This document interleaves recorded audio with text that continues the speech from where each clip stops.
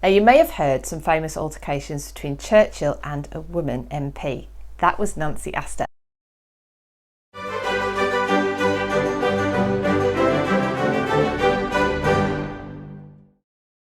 Nancy Astor became the first female MP to be sworn into the British Parliament on the 1st of December 1919.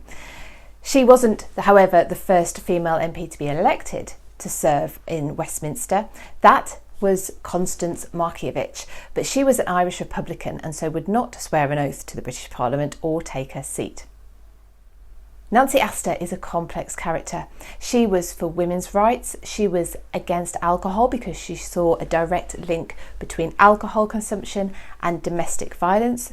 She was an advocate for the juvenile victims of crime. She was interested in prison reform. However, she was also anti-Catholic, anti-Semitic, and held views on slavery which we would find unsavoury today, telling once an African American delegation that slaves should be grateful for what had happened because it introduced them to Christianity.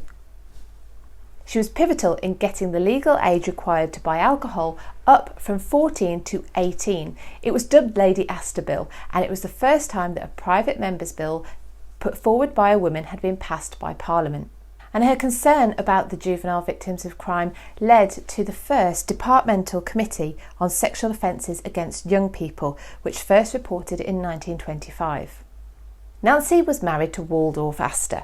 He was second Viscount Astor. His father, Lord Astor, sat in the House of Lords, and on his death, Waldorf moved up to take the hereditary peerage in the House of Lords. Nancy then stood and won his seat in Parliament. Nancy may have been the first woman to take her husband's vacated seat in Parliament, but she wasn't the last. Between the World Wars, a third of women who sat in the Houses of Parliament had taken a seat vacated by their husbands. Nancy held strong views on how society should work and what reforms were required. We know that she did good, but we also know that she was sympathetic to the Nazi cause. She had been for the appeasement, and after the World Wars, her views made her more and more marginalised, not just in public life, but in her private life as well, and she became estranged from her husband and her children, although reconciling with her husband just before his death in September 1952.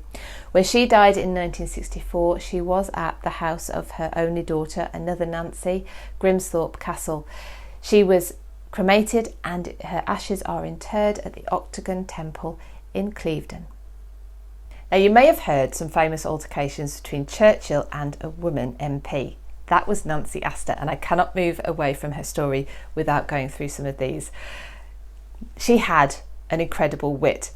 She wasn't afraid to use it either, but of course nor was Churchill, and these two clashed on many occasions. And I'm going to read you three because they are classically hilarious.